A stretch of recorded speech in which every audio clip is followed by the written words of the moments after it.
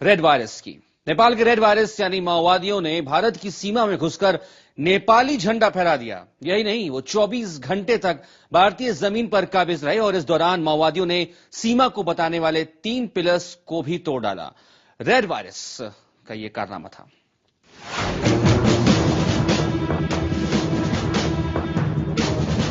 भारत की जमीन पर रेड वायरस का हमला। तारीख 25 मई, वक्त शाम के 4 बजे, जगह श्रावस्ती जिले का सोपथरी इलाका। नेपाल के डांग शहर से निकला red virus no man's land पार करते हुए भारत की सीमा में आधे किलोमीटर अंदर घुस आया। फिर उसने मारा टंक। पिलर नंबर 66, 67 और 623 को तोड़ डाला और फहरा दिया हिंदुस्तान की जमीन पर लाल झंडा। माओवादियों ने जाहिर कर दिए अपने खतरनाक इरादे।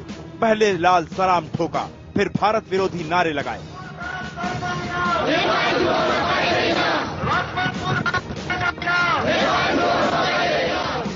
भारतीय जमीन को अपना बताया और उस पर कब्जा करने की कसम खाई। रेड वायरस का तांडव 24 घंटे तक चला। 24 घंटे तक माओवादियों ने भारतीय जमीन पर कब्जा जमाए रखा।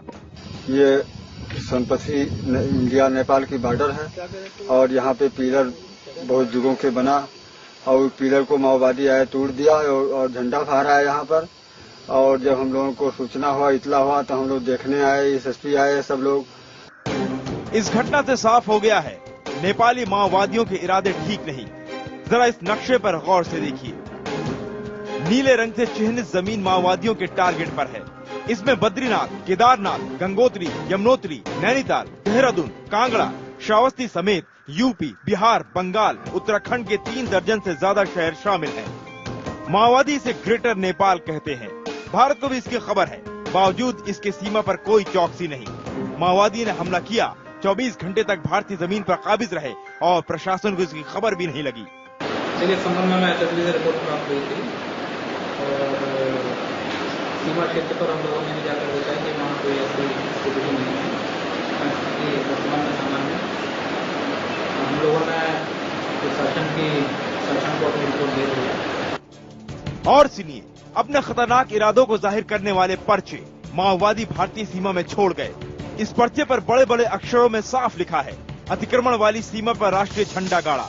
इसमें नेपाल जिंदाबाद के नारे भी लिखे हैं। लेकिन पुलिस की लापरवाही देखिए, वो इसे मामूली विरोध बता रही है। असामाजिक तत्व थे जो 2-4 अपना आए, 3 पिलर के हमारे 2-4 ईंट कोने के गिराए हैं। 1.5 फीट चौड़े लंबे पिलर हैं, पुराने अंग्रेजों के समय बने हुए हैं। उसी को थोड़ा सा क्षतिग्रस्त किया है, वो भी नो मैंस लैंड के अंदर है। 24 घंटे तक कब्जा, नो मैंस लैंड के पिलर्स तोड़ने और माओवादी झंडा फहराने की इस हरकत ने सबको सकते में डाल दिया है। लेकिन सवाल ये है कि आखिर वो इस हरकत को अंजाम देने में कैसे कामयाब हो गए हैं।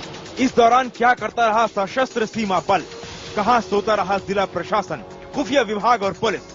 क्या खतरे को लेकर सतर्कता सिर्फ कागजों तक सिमटी है?